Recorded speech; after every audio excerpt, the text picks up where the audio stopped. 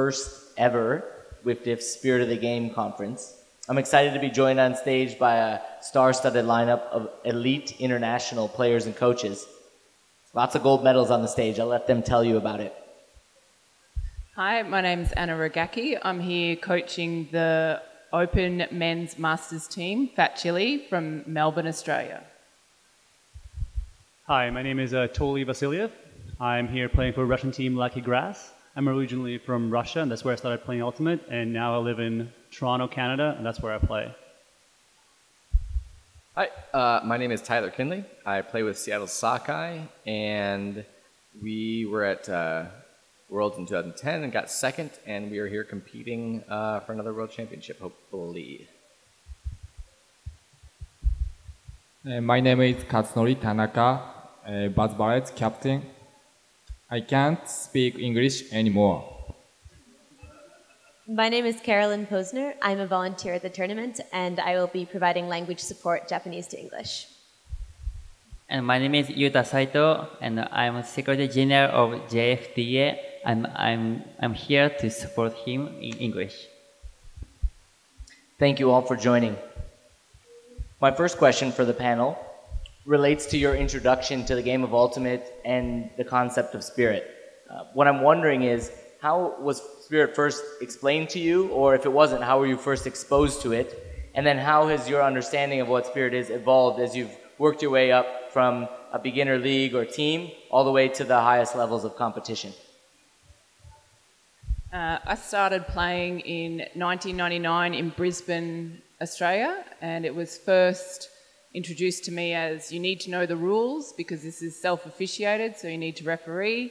And then I guess the spirit side of it was very much, huddles at the end, cheers. We used to make up songs and sing it to the other team after games and stuff like that. So that has mostly gone since I've started playing, that's mostly gone now. But in Australia, the huddle and I guess you guys call it the spirit circle after every game, whether it be a league game or at nationals, regionals, anything like that still remains.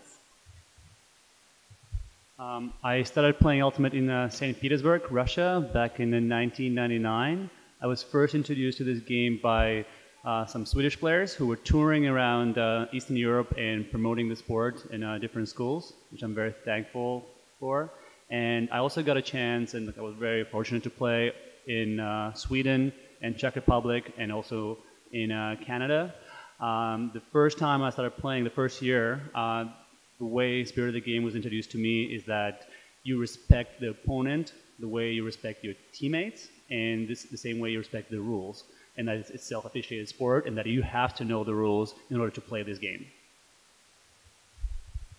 I first learned the notion of Spirit of the Game when I was introduced to the sport in New Orleans, Louisiana. I actually left the sport of soccer because I was so dispirited by the way that the club team played, and I joined Ultimate, and Spirit was introduced to me not only as being respectful of your opponent and calling all of your own fouls, but also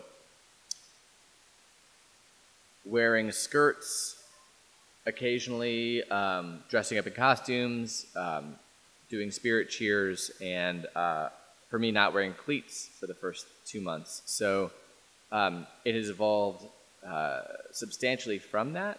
But that was the genesis of my understanding of what the game was and what Spirit was.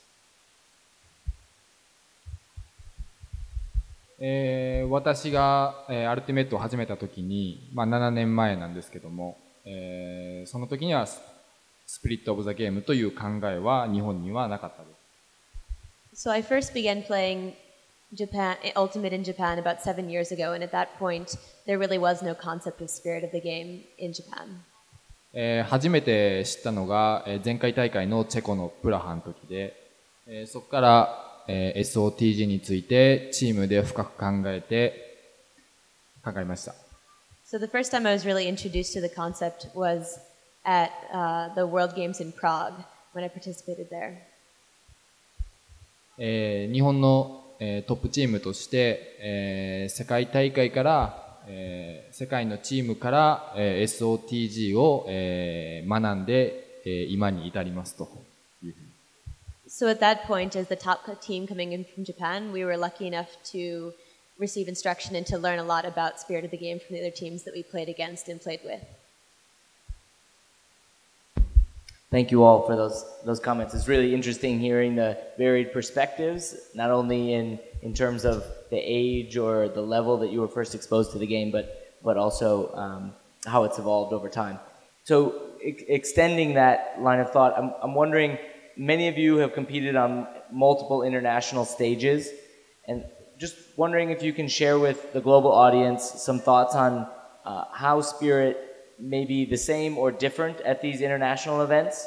What are some of the challenges, and what are you or your teams doing to help work through those with your competitors?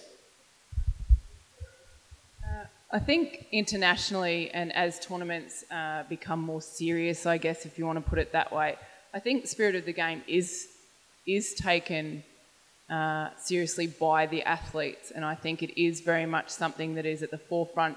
Even though emotionally games will mean more, perhaps at higher levels, I still think, for example, at World Games, I do believe that all the athletes there took it as a very serious thing, that they were displaying that to the world and representing Ultimate on that stage. I think they took that very seriously. Well, when we talk about spirit of the game, I feel it's very important to mention that spirit of the game is not only about relationship between two teams, but also about relationship within your own team. And I kind of learned it the hard way. I come from a background where in sports, people, like your own teammates, could be mean to each other if you do something wrong, or if you don't follow the play, or if you don't listen to your coach or your other teammates. There's a lot of like arguing and like mean conversations. When I moved to Canada, and I remember just like today, I played my first point on my team GOAT, and I didn't do anything, and I was coming off the field, and almost every single player that was coming, going towards me, gave me a high five and said like, I did a great job. And I was so shocked that like, I didn't do anything, but I was so inspired by how they were trying to inspire me. And then the next point I was trying to play even harder. And that's the kind of attitude I was trying to bring to my fellow Russians and my old teammates. And a couple of years later, I had a goal to put together a team of Russian players that are not only very skilled, but also spirited. And it was all about supporting each other and like helping each other. And all of those players were from different clubs from all around Russia, and I was hoping that they bring it back to their clubs. And 4 years later, now I can see that it's actually working, and the teams bond more, and they play much better because of that. In response to the difference between perhaps the U.S. and international competition, one of the things that has stood out to me is that in international competition, I and my teammates don't necessarily feel like we know the other team. In the U.S., Sakai has a very strong relationship with many of the teams we play, simply because two things. One, we play them all the time, and two, there's a very strong likelihood that many of the players on our team have actually played with players on another team in some format, whether it's a fun tournament or something of that, something like that. So the challenge is in playing in a spirited game where you don't necessarily know how the other team views, let's say, physicality, or let's say calls or interaction. You don't have that ease of communication, where I distinctly remember a situation, and this is a specific example, where Sakai played GOAT and I was guarding Toly, and he went up line and I was too handsy. I stopped him from going up line with my hand. He said, "Hey, that's not legit." And I responded saying, "Yeah, you're right. It wasn't." But that kind of dialogue is very difficult when we don't know each other. And when teams don't know each other, this happens very often at the collegiate level, where it's very hard to get in a rhythm with people. And I think that's a learning curve, and that's something that Sakai has attempted to prepare for, where we know that we don't know the teams here and that we have to be adaptive to how they view spirit, how they view, let's say, physicality, how they view calls, how they view interactions. And it's a challenge for every team that's here, but it's also a challenge that we accept and is a part of how spirit is dictated.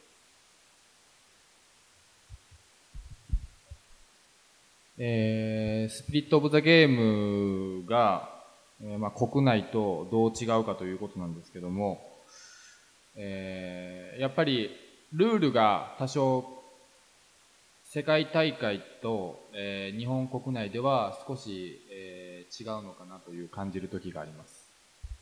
So this is in regards to the difference between tournaments in Japan and international tournaments and the way that spirit of the game is viewed. So in Japan versus world tournaments, there is a sense that the rules are slightly different and the way the game is played is slightly different. そうやって、お互いの、ルールの認識が、変わってくれば、スピリット・オブ・ザ・ゲームという、考えが両者間になくなって、非常に、試合が終わった後にお互いを尊敬できない試合になってしまうことがあります。So this can become a problem in cases where the two teams view rules differently, have a different sense of how the game ought to be played, and then end the game feeling as though they can't really respect one another and don't feel satisfied coming out of the game and don't feel like it was a good matchup. Thank you all. For my next question, I'd like to put forward a hypothetical. If you have someone who comes to you and says, will having better spirit as an individual or my team, will that make me a better player? Will that make my team better? And Toli, I think you touched on this a little bit, but I'd like to open it to the group. Can you make that case for the people out there in the audience? Absolutely, absolutely. For me, I can connect it to mental strength. So your ability when you're emotionally invested in something, your ability to choose your response under those conditions comes down to mental strength. So from a coaching perspective, that's the type of players I would want on my team. And if that's an area of growth, I would absolutely coach a person around that. So from a mental strength point of view, that bleeds through to your playing ability, your ability to be a spirited player, your ability to control your emotions, and that is an on and off field benefit. I really like the fact that when the team is spirited, the whole team is on the same page. And as you mentioned, like sometimes you get emotional and you have to be able to control yourself. But when you're in this mood, like the state of mind when you just too fired up and you make the call and it might not be the right one, you have your teammates who can come up to you and whisper to you, just take a moment and think about it. I don't think it was the right call. And because you have a mutual respect, more respect for your teammates than for the opponent, usually you're going to say like, you're right, and you're going to take it back. And I believe when the team is on the same page in terms of spirit of the game, that's when the game is going to be much clearer and there's going to be more respect between both teams.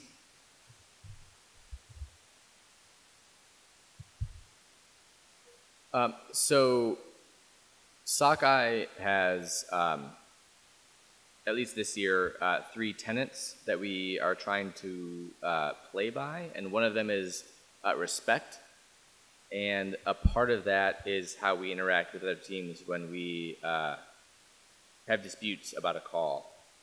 And one of the things that we do is that if there is an issue with a call, the player making the call, and I hate giving away strategy ever, but I don't feel like this is giving anything away. I actually feel like this could be useful to other teams, and really if other teams understand this about us, it doesn't really affect us at all. In fact, it might shed some light on what we're doing. If a player doesn't feel as if they necessarily know the call, let's say there's a contested huck D, they can put their hand on their head and say, and that indicates to our entire team, I'm not sure what happened. Similarly, if a call is made, a player on our sideline can put their hand on their head, and that indicates, I think I have a good perspective on what happened. If you want to come to me, I will give you my perspective. And what this allows is polite, informed dialogue to any situation in a way that's not somebody yelling from a sideline. It's not somebody shouting something. It's not. It's simply a means of communicating what we would like to think is a best perspective. And we found this to be an effective means of communicating not only that we're actually trying to make the best call, but that the person involved may not actually have the best perspective, and they may need help, and sometimes that's really difficult to actually ask for an opinion. So that's one strategy, and it's one that we found is effective for us. But again, like it's always about just trying to find whatever means necessary to employ the character's spirit or the optimal situation. So, yeah.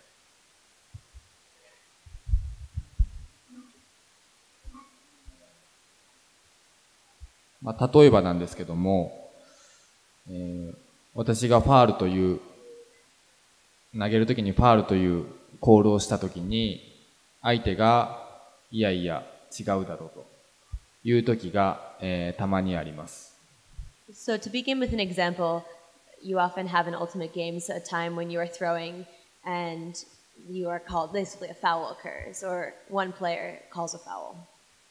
アルティメットっていうのは、見てる人も楽しくてやってる人も楽しくないといけないという定義の中で、その議論に有する時間を、長くかけてはいけないという考えが日本にはあります。So in Japan, we consider basically the definition of Ultimate to be a game that is fun to both play and to watch. And as part of that, that means not taking excessive amounts of time in terms of resolving foul calls.